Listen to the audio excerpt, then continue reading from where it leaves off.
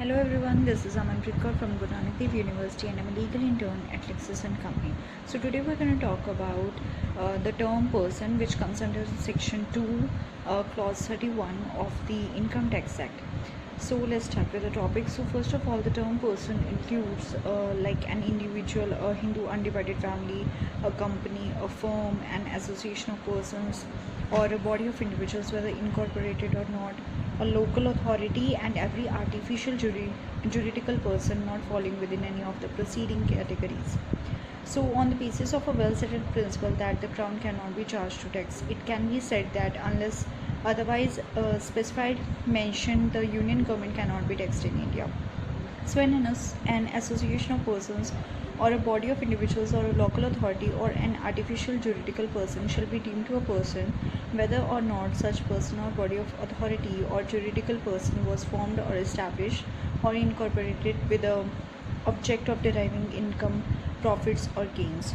So, a firm includes limited liability partnership. So then comes individual. So it is important to note that the word individual means a natural person, that is a human being. So individual includes a minor or a person of unsound mind. However, deities are assessable as juridical person. Trustee of a discretionary trust shall be assessed as an individual. Hindu undivided family, or we can say a Hindu undivided family, consists of all persons lineally descended from a common ancestor and includes their wives and unmarried daughters. So only those undivided families are covered here to which Hindu law applies. It also includes Jain and Sikh families too. So once a family is assessed as a Hindu undivided family, it will continue to be assessed as such till its partition. Then comes the company, which comes under section 2 clause 13. Its definition is incorporated in it.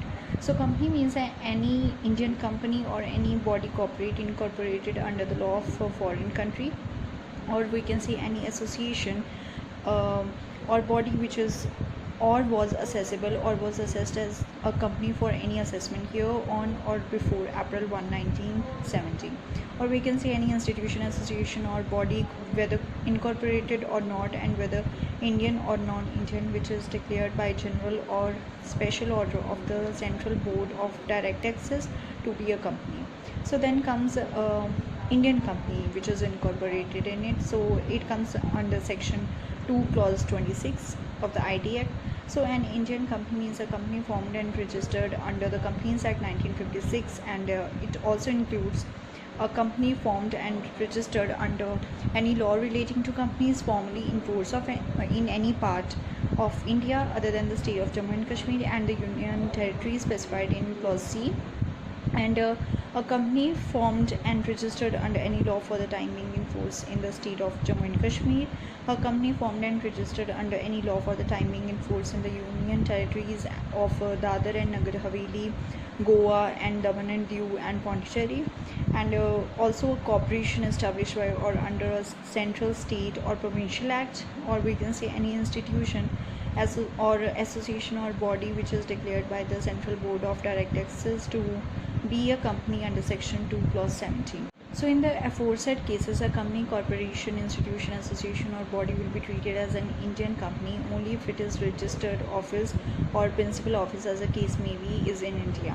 Then comes the domestic company, which is incorporated in section 2 clause 22a. So domestic company means an Indian company or any other company which in respect of its income liable to tax under the act has made prescribed arrangements for the declaration and payment of dividends, including dividends on preference share payable out of such income within India. So then comes foreign company. So foreign company means a company which is not a domestic company. Then comes that the company in which public are substantially interested. So the companies which are said to be company in which public are substantially interested are the government company, a company under section 8 of the Companies Act 2013, or the mutual benefit finance company, listed company, company in which shares are held by cooperative societies, or the company which is prescribed by CBDT firm. So as per section 4 of Indian Partnership Act 1932, partnership means relationship between persons who have agreed to share profits of the business carried on by all or any one of them acting for all. So persons who enter into such business are individually known as partners, and such business is known as a firm. So other than that, we can say a firm is though not having a separate legal entity, but has separate entity in the eyes of the Income Tax Act. So it is also important to note that a partnership firm is a separate taxable entity apart from its partners. Then comes association of powers, or we can say body of individuals. So association of power means a group of individuals, whether individuals, Hindu undivided family, companies, firms, etc., who join together for common purpose. So every combination of person cannot be termed as association of power. It is only when they associate themselves in an income producing activity then they become association of powers. Whereas body of individuals means a group of individuals who join together for common purpose, whether or not to earn income. So co-hires, co-joinees, etc., joining together for a common purposes or action would be chargeable as an association of power, or we can say body of individuals. So in case of income of association of power, the association of power alone shall be taxed, and the members of the association of power cannot be taxed individually in respect of the income of the association of power.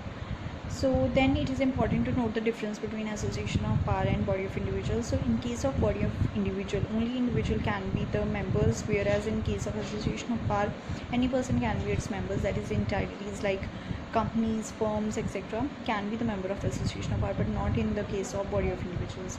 So then in case of an association of power, members voluntarily get together with a common will for a common intention or purpose, whereas in case of body of individuals, such common will or intention may or may not be present. Then comes the important part of the person, that is local authority. So as per section 3 clause 31 of the General Clause Act, a local authority means a municipal committee, district board, body of court, commissioners, panchayat, or other authorities which are legally entitled to or entrusted by the government with the control and management of the municipal or local fund. So then comes artificial juridical person too.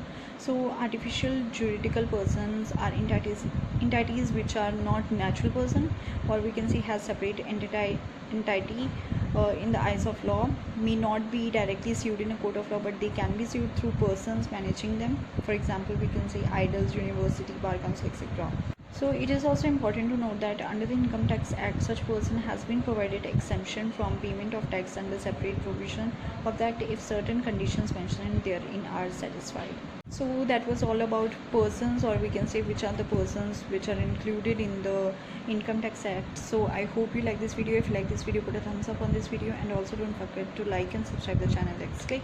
And this does not solicit any promotion or advertisement as per the guidelines of the Bar Council of India, and it is for education purpose only. Thank you.